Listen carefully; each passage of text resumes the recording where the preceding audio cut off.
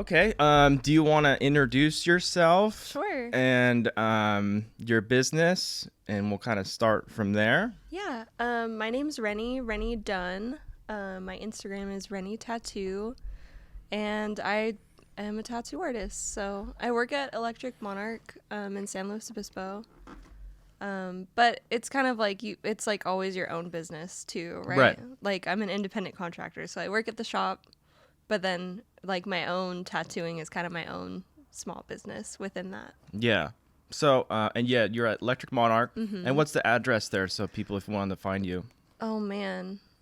It's on Monterey. It's on Monterey Street. It's right next to Mama Ganache. Okay. Yeah, and Splash Cafe over there. Yes. Yeah. So how did you start doing tattooing?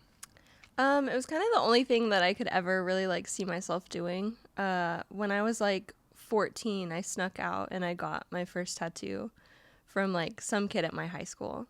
Oh yeah. Yeah, it was really bad. But at the time I thought it was really cool. Right. So that was kind of the moment where I was like, oh, this is sick. Like, I want to do this. Yeah. Didn't really know it was like an actual career yet. Right. I just was like, yeah, I want a tattoo out of my garage too, you know? Yeah. So I kept getting like shitty house tattoos. And then when I was 18, I went into a shop for the first time and saw like professional tattooing. And I was like, this is it. This is what I want to do. Nice. So that was kind of like the moment. And then started hanging out at the shop and just getting tattooed all the time until it took me like a year to get up the courage to say, I really want to do this. Yeah. Like, can you teach me? So I started my apprenticeship when I was like 19, 20. Oh, wow. So before then, were you like drawing a whole lot of stuff, or were you like kind of trying to figure it out? Or yeah, I've always been into like drawing and painting. My parents really like supported art and like pushing me to do that. Just because they saw it was something that I like to do. Yeah. My dad is an architecture professor. Oh, nice. So he kind of like was already artistic. Yeah. So like painting with him was just something that I did often like as a kid. So it was kind of natural to like go that way. Go that route. But I think like my dad especially was hoping I would go like the academic art route. Yeah. Right. So then when I was like, yeah, I'm going to get this like tattoo apprenticeship, he was kind of like, oh no, like what have I done? Like encouraging art this whole time, you know? Yeah. But he's on board now. So. I'm sure he is. I'm sure you're doing just fine, right? So when you were starting out like that, what art were you actually looking at? Like, was it like manga or comic books or, you know, some of the old Victorian stuff? Because that's kind of like lends more towards your style, like what you're doing now. Yeah. But like, what were you looking at? Honestly, I feel like I was really lucky just with like what my parents were kind of able to show me, especially through my dad being a professor. He's a professor at Texas A&M. So growing up when I was a kid, he did a couple different like semesters abroad where he taught in Italy when I was like 5 years old. Oh, nice. And so the whole family went and did the whole semester over there. So getting like exposed to being able to go to these like crazy museums or, you know, seeing like all of the old statues and paintings and architecture there was definitely inspiring. And that kind of like continued on. Like we did a family trip back to Europe again when I was like maybe 12 or so and, you know, went to all the museums and they really like encouraged me to get to see what I was interested in. So, I mean, I think I was really lucky with that, like getting to see that kind of art, but that as well early as like, too, right? Yeah, for sure. As well as obviously like watching cartoons as a kid, you're kind of like drawn to that. You like grow up drawing the cartoons that you you're were into. So kind of a mixture of both of those like cultures, I guess. Nice. So what cartoons were you looking at? I feel like Pokemon was like the go-to one, at least when I was growing up, when I was a kid. And it was like also so creative to see like these made up fictional characters being drawn, like not just people, but like the actual Pokemon. The actual Pokemon. You know? And there's so many. Yeah. Yeah. So I think that kind of like, you know, encouraged me to start being more creative and like thinking of what I could draw. And like you end up as a kid drawing your own Pokemon after you get sick of drawing the ones that you always see. Yeah. So I would say that was probably like the most defining one. And then of course there's like SpongeBob and stuff like that. But I don't think that was something I drew as much. No.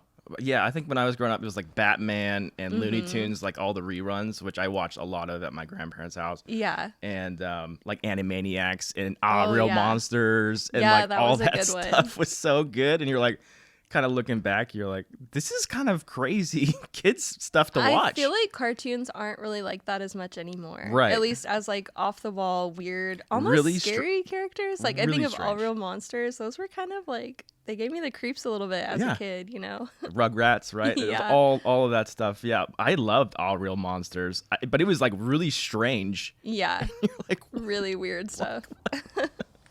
okay, so you did your apprentice. So what does that consist of? Like, you're just basically kind of taking the trash out, but also, you're doing the stuff that people don't want to do. But also, like, are they actually like showing you, hey, this is how you should start your tattoo, or like, how do they kind of guide you through? Yeah. Tattooing. So my apprenticeship was like pretty traditional, pretty old school in like how my mentor approached everything. Yeah. So my apprenticeship was about 3 years.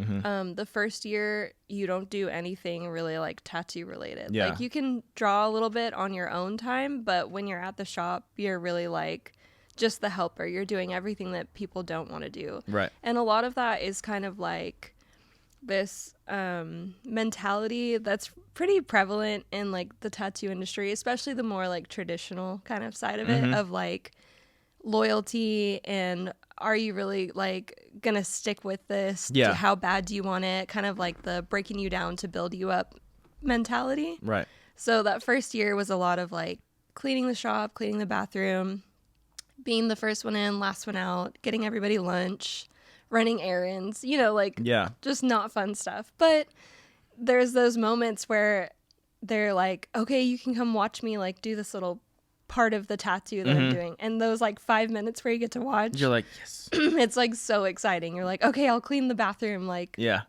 but at least I got to see you do that. So then it kind of like builds off that. Year two, you're doing more flash. I got to like build my own tattoo machine, with my mentor's help. And learning obviously like cleanliness and things like that. All the basic stuff. Yeah, That's obviously very important. Right. So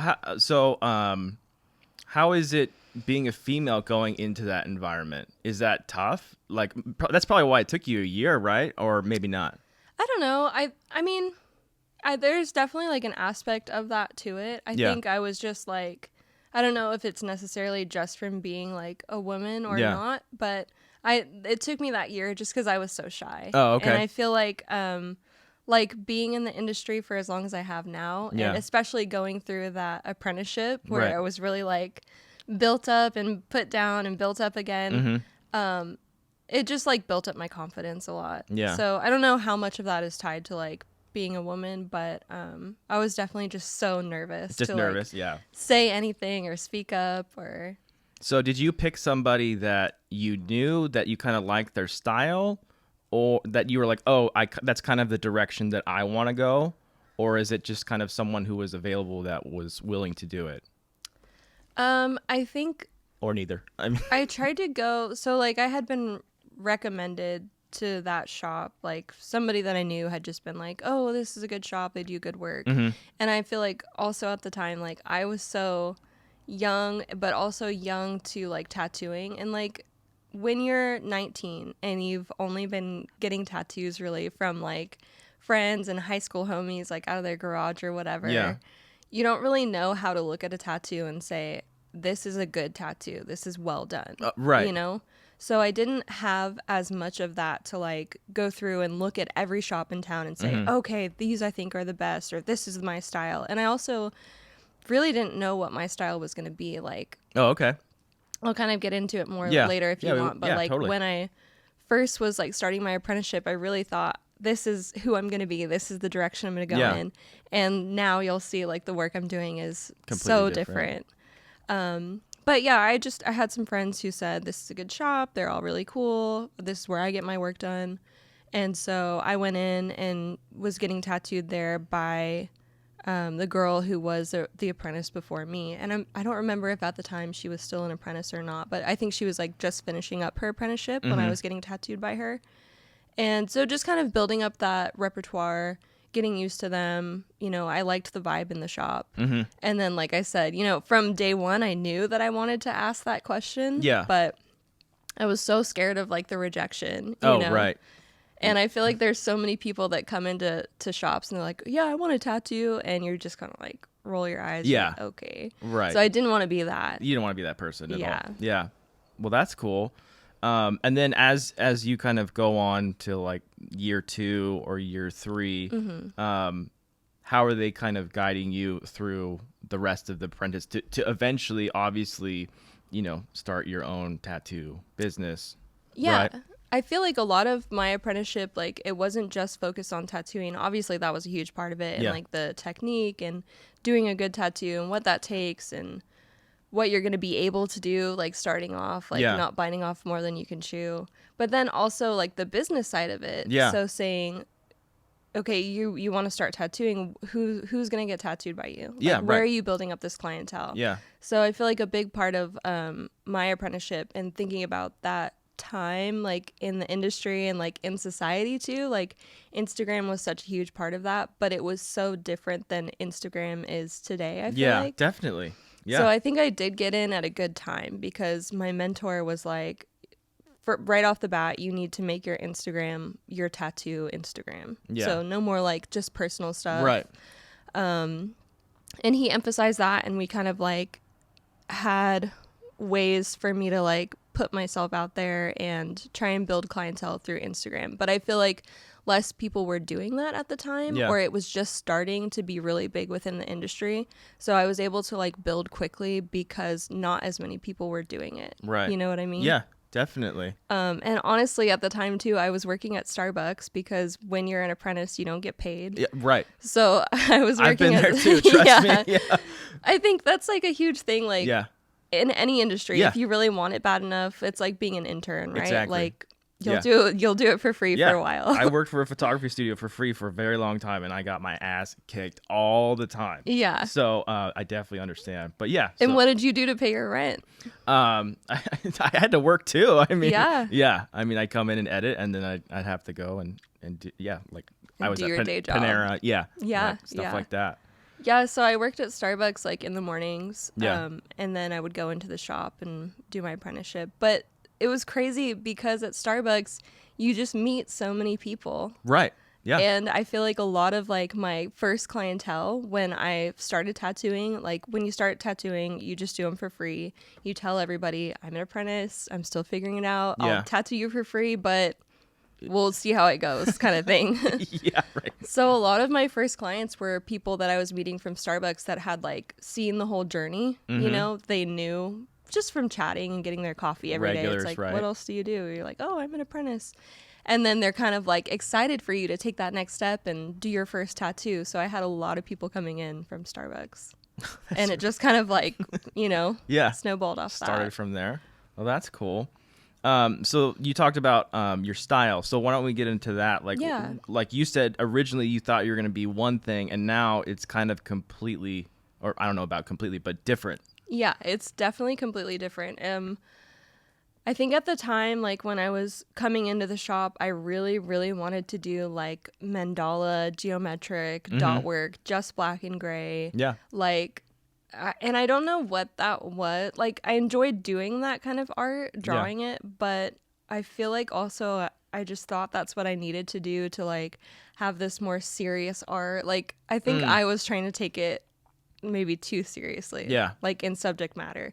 Not that that's not cool. I just don't know that it really was me. Like, if you look at my artwork now, this feels more genuine to me, what I'm doing now. Yeah, definitely. I mean, but I think like some of that was just getting exposed to more stuff and seeing what I enjoy actually making as a tattoo. So when I was like drawing at the shop, I was doing all the mandala stuff, and then, you know, probably after a year of like being at the shop and being exposed more to tattoos and seeing how they age and things like that, naturally I just got more into like the American traditional style. Yeah. And I think in a good apprenticeship, that's what you're going to start with anyway, because it's a great way to learn all of the fundamentals of tattooing. It's like bold lines, minimal colors, not a ton of detail. Right.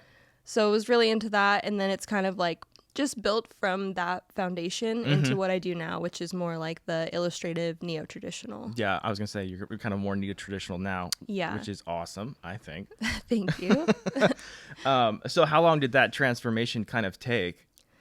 I feel like it's taken the whole time, and I feel like it's still a transformation. Evolving. And I would hope that it just like never stops. Like Right. I would hope that it just continues to grow and evolve and eventually become something else. Not that I don't want to do neo-traditional. Like I feel like that's the path that I'm going to continue on. Yeah. But I just hope that my work is always changing and growing. And I wouldn't want to look at what I'm doing right now in 5 years and be like, yeah, it's like exactly the same. Yeah, that would not be good either. Yeah, always improving, right? Yeah. So what are you looking now? What are you looking at now to kind of influence what you're doing on actual tattoo work? Mm-hmm. If anything, I mean, I don't know. Yeah. I feel like this very moment right now is a little bit of a weird moment for me with work just because I am on my like maternity leave. Yeah. So I haven't been as like focused every day on that. Right. But I mean, I think being inspired by other artists for sure, other tattooers, the people that you're around. And then I feel like a bit of advice that I really enjoyed that I heard from another tattooer was instead of like when you're drawing something, going to pull up your favorite tattoo artist and looking at their tattoos and trying to make yours look like theirs. Right. Is obviously referencing real life things instead of tattoos, but referencing your own work. So I've tried to do that a lot. So go back? Yeah, go Okay. back and look at your own work and say, how can I do this just a little bit differently, but it still looks like mine? Yeah. Because I feel like that's been my focus more in the past year or so is developing my own style. Yeah. I would like when people see a tattoo, they're just like, Rennie did that for sure. I definitely feel that way, especially in this county. Like, and there's not knock against anybody else, but like I think definitely why I picked you is because you're like unique in your style, and that's Thank what I you. wanted.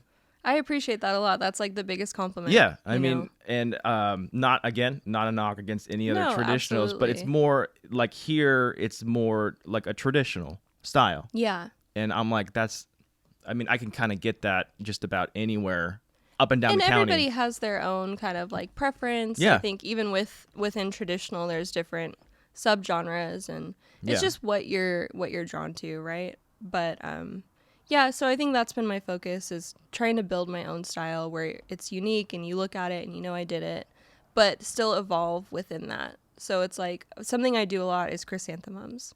I love chrysanthemums. Oh, nice. Okay. I do so many of them. That's a big request. But each one I want to look different. I don't want it to be like a copy and paste. Right. So every time I'm doing a new one, I'm looking at that body part where it's going to go, thinking about the flow, but then maybe pulling up the last 3 favorite chrysanthemums that I just did Yeah. and saying, what elements of that did I really like? And then what elements of that can I improve on or just change to make more interesting or just different to look at? Yeah. That's cool. I mean, that's probably a lot of work though, because I mean, if you're doing so many of those, you're like, what's the next? How different can it be? Yeah, I mean, like as you kind of get further in, it's like how different can you change it? Yeah. I mean, That's part of the challenge. That's like Right. what's so fun about it, you know? And then again, picking what elements you're like, this is going to be my signature thing or whatever. Or this I feel like was really successful. Let's do it a few more times.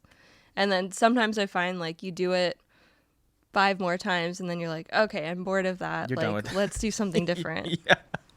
So, but depending on the part of the body it goes on, is it easier or harder to change it up, or does it matter?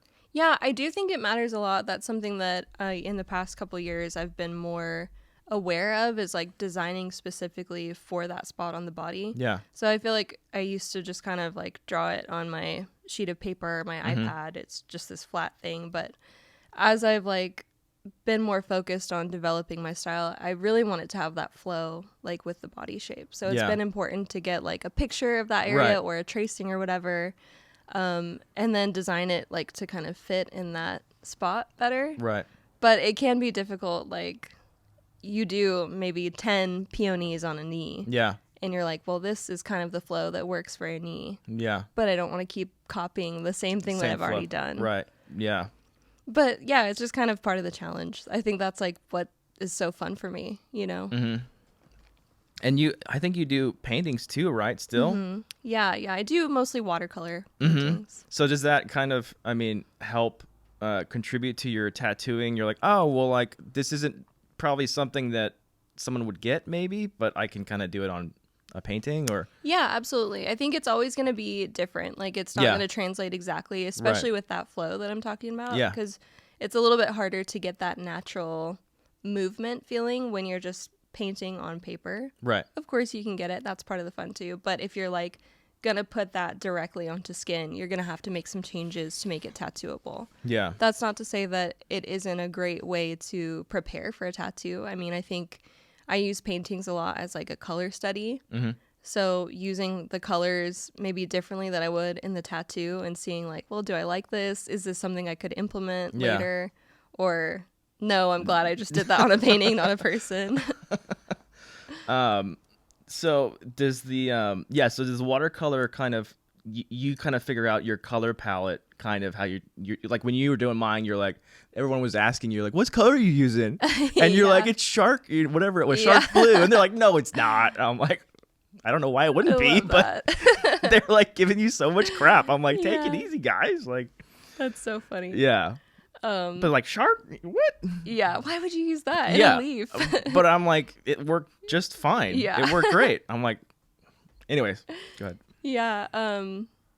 Sorry. So how paintings kind of like help with tattooing? But just like the colors you choose, right? Yeah. It seemed like at least the other guys in the shop did not know even those colors existed or even to use them in the way that you were using them. And I think part of that is like, I mean, they were having fun too. Yeah, so, absolutely. Sure. We have fun. Yeah. Just kind of making fun of each other. Yeah, I try to have like a specific color palette. I would say to me, it's a limited color palette. That's what I would call it. But I think all the other guys in my shop would be like, she uses so many colors. It seemed like that's what they were saying. Yeah. But in my mind, it's very like specific. You know what I mean? Like I've kind of gone through the elimination of like, these are the only colors I'm going to use for flowers. These are the only options for leaves. I have different options within that, but it's kind of like, are we going to go this way or this way? Yeah. And it's all like within this bubble of what I've decided like is my color palette. Mm-hmm. And the other ones outside of that, they're not even going to happen. So is that in your sketch too? I try and do like a mock-up on my iPad usually. I don't have time to do a watercolor painting for every tattoo, unfortunately. Right. Yeah. But I'll do like a color mock-up on my iPad and just try and keep it within that palette that I know I like to use, but kind of switching them out and seeing what's going to work. Sometimes I'll give my clients like the option too of like, I like both of these options. What do you like better? Right. And you're like, whatever. I mean... And then you're like switching colors a little bit depending on which ones you pull out. Yeah, exactly. Nice. Is there any crazy stories that you can disclose about people? About tattooing? Yeah.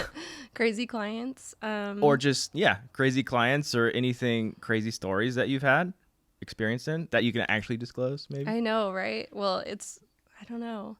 I do feel like I've been so lucky, especially in the past few years. Yeah. Like, my clients are just really, really nice. I have like a lot of repeat clients and people who are willing to wait a while to get in. So I think like not doing the walk-ins as much has kind of made like the people that I work with more specific where it's people who I know aren't going to be crazy or a lot to deal with. Yeah. And like when you're just the nature of it, when you're just doing walk-ins, you don't know who you're getting. So I think it opens you up to more of those like wild stories. So...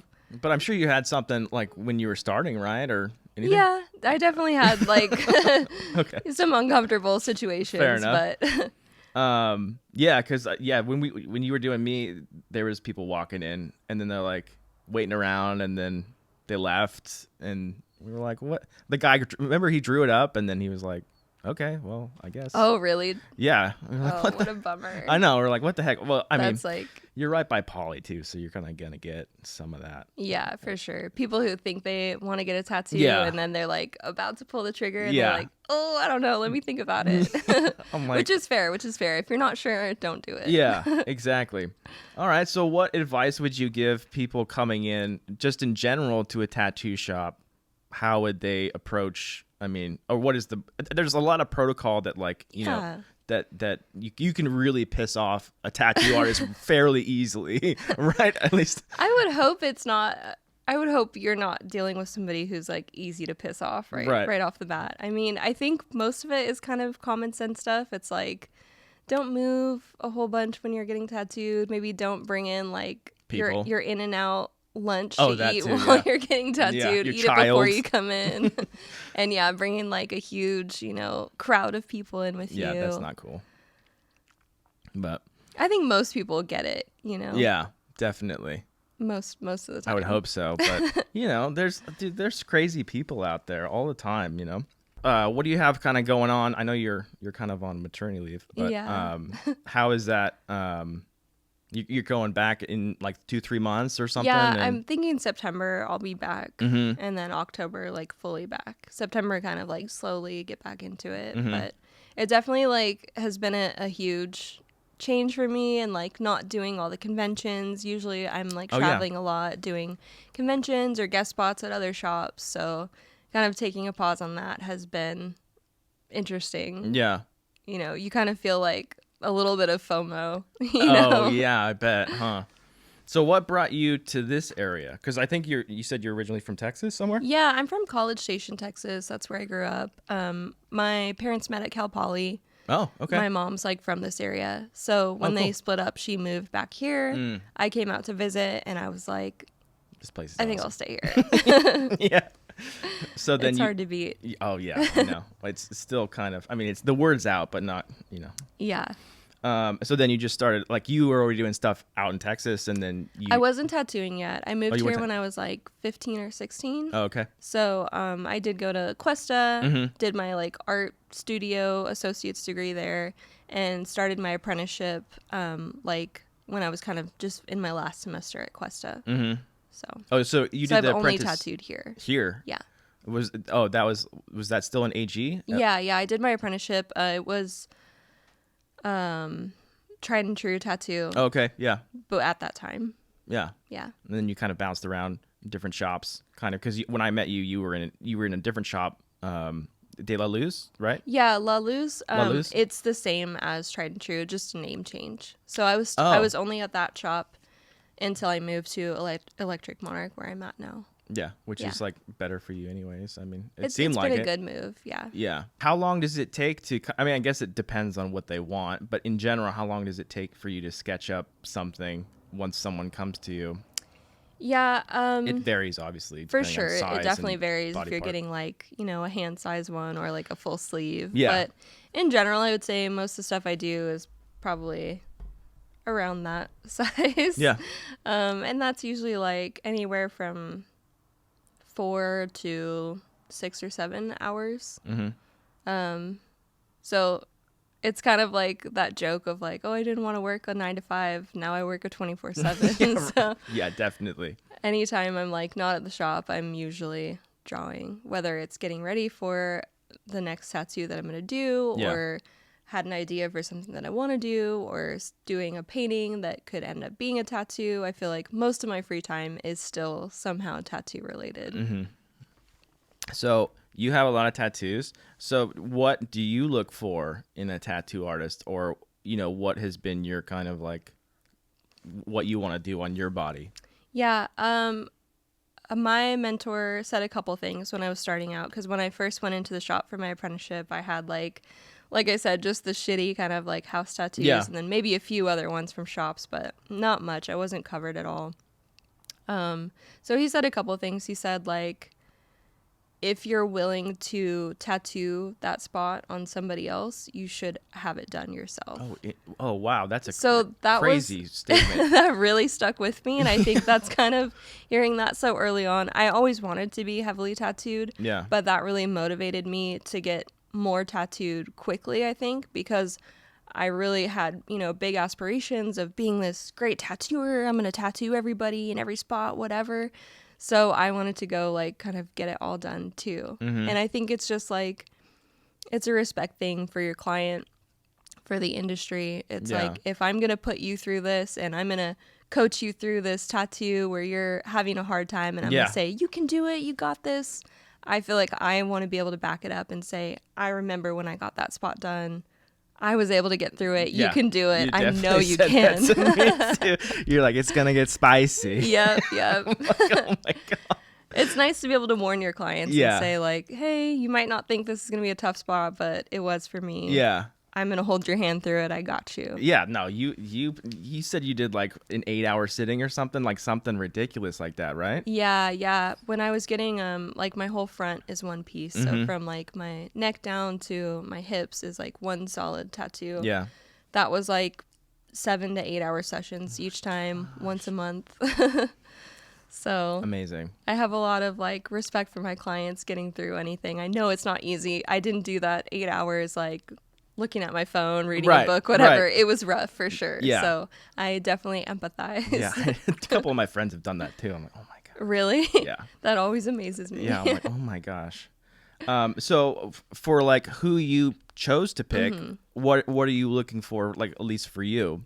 Yeah, that was the other bit of advice, from my mentor was like, it's one thing to get tattooed by your friends. It's cool. I've definitely done that. I still do that. It's always a fun experience. But I think especially when I was starting out, wanting to get bigger pieces in my apprenticeship, wanting to learn about tattooing, it was really important to me to try and get in with people who were really big in the industry because they'd made a big impact, because they're doing something that not everybody else is doing. They have their own style that's really defined.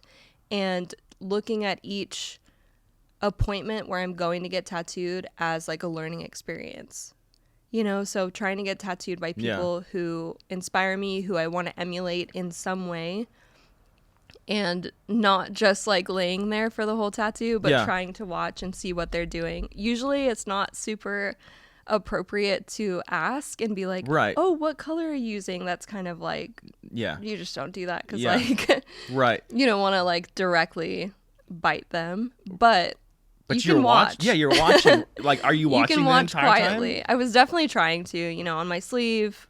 On some of the this stuff.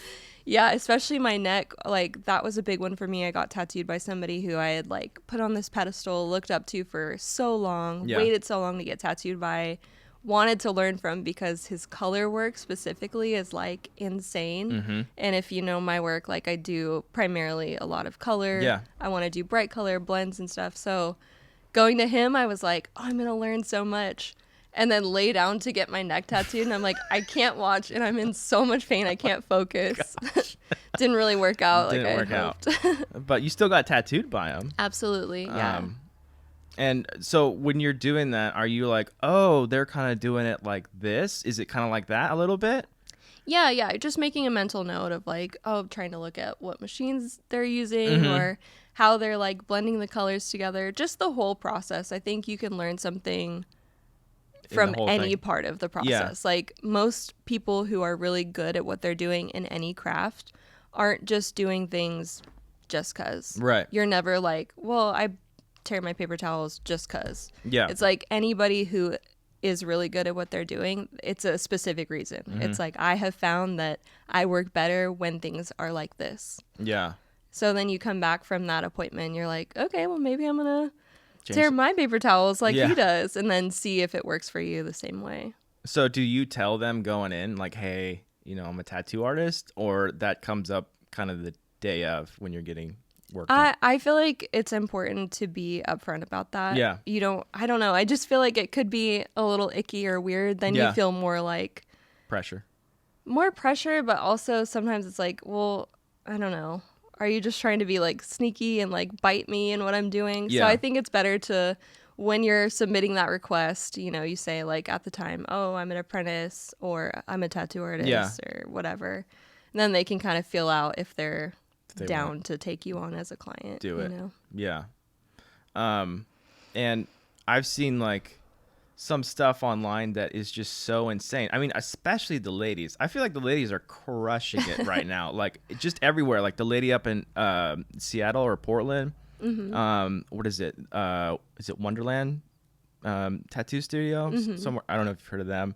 It sounds familiar, yeah. And then there's this lady out in, I think she's in New Zealand, Sophia Bond. She's pretty big too. Okay. And they're both amazing. And my question is like, how has like, as technology has kind of evolved, and like, how did the tattoos get so good? Like everybody, but like we were talking about Pokemon. There's a lady that just does Pokemon, and it looks like it's like the drawing on someone's skin. Like, how is that? I mean, I didn't see that like maybe 10 years ago, but now it's like insane. Like, I'm like, this almost doesn't look real on someone. Yeah, absolutely. It's so many things, right? But I do feel like in the past like 10 to 15 years since I've been in the industry, for sure, it has just like the growth of tattooing itself has just like exploded. Yeah. And like so quickly compared to like the, I don't know, 50 years before that, where it was more kind of like you just didn't have as much change happening as rapidly, you know? So I think like it's a few things. It's like the actual techniques and like machines and things that people are using. There's been a huge like amount of growth in that. And then just the people that are in the industry now too are so different than you were having like 50, 60 years ago. Yeah. I think like both of those things, what it comes down to is more variety in people who are in the industry, you know? I think before tattooing was kind of more like a trade. It wasn't an art as much. So you had people who they were tattooing because they could build the machine and they could like build, you know what I mean? Yeah. They didn't necessarily have like a fine art background or an anime art background. Yeah. So now you have so many different people in the industry trying to push it and do different things that haven't been done before. Yeah. And even behind the scenes, like you have companies where it's people who wouldn't have built a tattoo machine 60 years ago, but now they're trying to say like, well, how can we make this work better? Yeah. And that's just kind of like catapulted the industry. Plus, obviously, you're adding social media, right, where everybody's getting exposed to everybody else's art. You're getting inspired by it. You're getting to see things that you wouldn't have seen before. Yeah. So it's kind of just like changed a huge amount in the time that I've been in. It's so crazy. I'll just sit there with my son and be like, look at that one, look at that one. Yeah. Like, that's so crazy. Like, how real it looks. Yeah. A lot of that, like, that's what really blows me away. It's just like, I don't even know how you would even begin to, like, you start from ground zero and then you build yourself up to like something like that. Yeah. Like, huge time commitment for both the tattooer and the client. I mean, when you're getting something, I feel like a lot of what you're talking about probably is like the hyper realism style. Yeah. That stuff takes like a crazy amount of time. It's and like insane. multiple sessions, you're building up like layers of tones over time, you know? Oh, multiple sessions, huh? It can. Okay. I mean, it definitely depends on the artist. Like, I don't want to speak for anybody else, Sure. especially when that's not the style I do. Yeah, but right. a lot of what I've seen is like, you're just spending so long on that piece, you know? I didn't think of it like that. The conventions go, like, how does that work? Yeah, when I do a convention, I usually either do it like with my shop or with my friend who I travel with. We pay for our booth at it, and then we show up and tattoo. But you have like a set, a couple of pieces that you're doing, or that's just how I personally like to do it. Okay. I like to book ahead and I have everything ready to go, just because the conventions are kind of like chaotic. They're chaotic in a fun way, but it is a lot to deal with if you're like having people come up and trying to draw something on the spot. Just with how I work, I like to have it done before. Yeah. I have my whole plan, my color study, whatever. Yeah. So that's how I do conventions, but I know a lot of people who take walk-ups at conventions, or they have pre-drawn stuff that you can kind of like pick from to do at the show. So it just kind of varies what the artist wants to do. Yeah, totally. Just like in the shop. I mean, you know, some people love the walk-in style, like love doing their appointments that way, like not having appointments. Yeah. Booking way far in advance. Everybody kind of has their own way little they work. thing that they got going on. Yeah. Nice.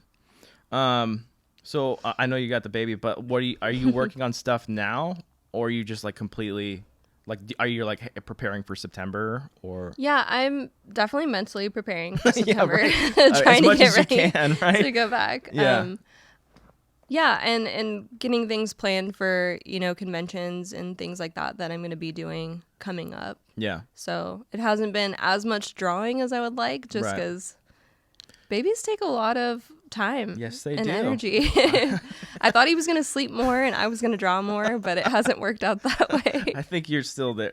It's still early. Still early. For sure. So, All right. Well, what is influencing you now, maybe, other than your own drawings? Yeah. That's a tough one because I feel like we just consume like so much that maybe we're not even realizing like what we're getting influenced by. Yeah. But I think a lot of it right now is like my friends who tattoo and maybe do different styles or do things like differently than I would. Yeah. And kind of what I was saying about referencing your own work where you're looking at stuff and you're saying, what do I think was really successful in that I can like pull from? Mm-hmm. I think that's a big thing, like with being able to look at other artists who you think are doing a good job or whatever, saying what are they doing that's making that tattoo so successful that I can implement in like my own way. So all the guys that I work with at the shop, they do amazing work. Yeah. And it's definitely different from my work. Definitely. So I love looking at what they're doing and saying like, that's such a sick tattoo. That's not what I would do or how I would do it, but I love that tattoo. What can I like learn from that to put into my work and still have it look like my work, you know? Yeah, definitely. I think doing the conventions is huge for that. You get to see so many people that you wouldn't get to work with every day and watch how they work, but that's your opportunity to go up and see what they're doing and why they're doing it that way. Do you have time to do that? Sometimes. I was like, I feel like they're pretty busy. Yeah, we visited Austin, and it just so happened that it was a tattoo convention, and the first game is it Texas Tech, I think? Oh, okay, yeah. And the hotel was insane, and I'm like, oh my God. And like at the end of the day, there was a bunch of tattoo people coming in, and they just looked wiped. Wrecked. Like just so done with everything. Yeah. I'm like, oh man, these poor people have been tattooing all day. Their eyes are like about to fall out. They've just been so hyper-focused on this one thing. I'm like, oh my gosh. That's so funny. Yeah. But I imagine that's what it's like. I mean, it's just kind of like a tattoo marathon. Absolutely, yeah. And it's like usually it's 3 days long, and I feel like you are barely eating or sleeping in that time. It's just like focused on the tattoo each day. Yeah. And it almost like gives you the energy to get through it each day because you're like so hyped on everything you're doing. And then after like you finish on that third day, you're just like spent. Yeah, so over it. So when you do that long of when you're tattooing for that long, how does that affect everything else, like your wrist and your hands? You know, does that really kind of take a toll, especially at the third day, right? Yeah, definitely. Mostly my back is what I noticed. So I started, I feel like when I was doing the conventions, like more at the beginning of getting used to doing them, I was like, yeah, I can be uncomfortable. It's fine. Like I'll bend over all crazy, you know, and just power through it. But I don't know if it's like, I'm sure it's a combination of like getting older. Definitely is. Trust me. But also like wanting that longevity, like career wise on the big scale. But then also like for those 3 days, I don't want to be spent on the third day. I don't want to be like in pain because I've been sitting on that like rickety folding chair that they just give you. So I think now I kind of put more energy into making sure I'm comfortable wherever I'm going to be. Like I'll spend a little bit more on a comfy chair. I'll bring my little seat cushion to the convention. You look like a nerd when you're walking in with it, but I'm going to be comfy on that last day. Of course. Is there anything else you want to add before we kind of wrap this up? I think just like, not to be corny, but just like gratefulness. Like I love this industry so much and it's given me so much. I couldn't imagine my life without it, you know, like I couldn't imagine myself not covered in tattoos at this point. Right. Or, you know, pretty much my whole day is like, it revolves around tattooing. I'm tattooing at work and then I get home and I draw for my tattoo. So I think just like really grateful that I found this. And I hope that it can kind of like bring everyone else as much joy as like I've gotten from it. I think tattoos are really confidence building. Like a lot of my clients kind of say, oh, I really didn't like this part of my body, so I want to put a tattoo here. And then they kind of feel better about it. Oh, or it's helping them with like grief. It's like a memorial tattoo. It's even if it's like a spontaneous thing, they're like getting it with their friends. It's like that memory that they look back on and it's kind of special. Right. So I just hope that that's kind of like the takeaway that everybody has from it is like, it's been so positive for me. And I hope that everybody's getting that in return. I think there's a big transfer of like energy when you're doing something like that, not to be like all hippie and stuff, but no, you kind of like, you remember that when you're getting the tattoo, right? Like you got the tattoo for your own reasons, but now you're going to live with it and you're going to remember getting it and what that experience was like. So I would just hope that all my clients like feel the love and like passion that I'm putting into each tattoo, that I'm going home and like researching and thinking this much about it and how can I make it better each time. And not only like the getting ready for it, but like in the moment too. I feel lucky that like my clients are all pretty much people who I vibe with. We get to chat the whole time and have a good time. And so I hope everybody has that takeaway and like feels kind of what I feel it's done for me. Yeah. You know? Definitely. No, you were great both times. I mean, thank you. And the second time I was dying and I was like, oh my God. like, I know she wants to get this done. That's the worst. I just feel so bad for people when it's hurting. It's like I can't really rush it because it's like it is what it is. It has to be done that way. But yeah, definitely. I definitely feel for people. I don't want to hurt them. No. I didn't feel that way. But it was like when I got home, I'm like, the funniest thing is like my arm was here. And then at the end, it was like about as close as to my butt. You're like, trying to like get away from me. I'm like, sorry, it's not you, but it is you, but it's not. Yeah, no, I get it. No, both times were great. And I mean, I'm still happy with everything. And I love hearing that. And I mean, everyone wants to see it. And, so I'm very happy with it. Awesome.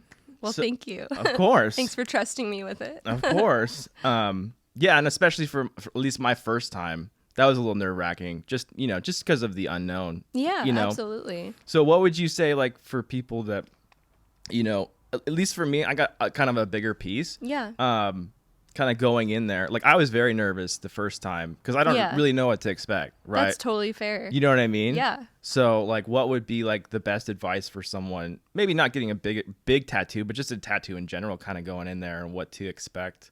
I mean, it obviously depends on where you put it, but... I think knowing that it's gonna hurt, you kind of have to go in and accept that pain a little bit, and like that self-talk of like, it's not gonna kill me, I'm gonna get through it. Right. You kind of reassure yourself, but also preparing day of. I mean, it makes a big difference if you sleep well the night before and you eat before you come in. That's a big one. Don't drink. Yeah, don't drink before. Don't drink before.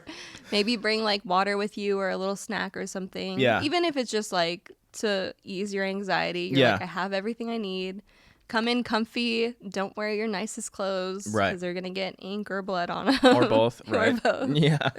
And then I think it can give people a lot of peace of mind to like research their artist a little bit. Aside from just like look at their Instagram. Yeah. Make sure you like most of what they're doing. Totally. Look at the comments, see, if their clients are looking and saying, oh, thanks, I had a great time. Look for their healed work. That's a big one too. People who don't ever post their healed work or people who post a lot of it. It's nice to see that they're posting their healed tattoos and that they're healing nice.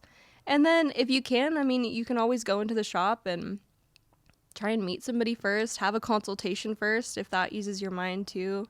That's always something you can request just to make sure you're going to vibe with that person because depending on how big your tattoo is, you're going to be with them for a little bit. For a while. You want to get along. Definitely.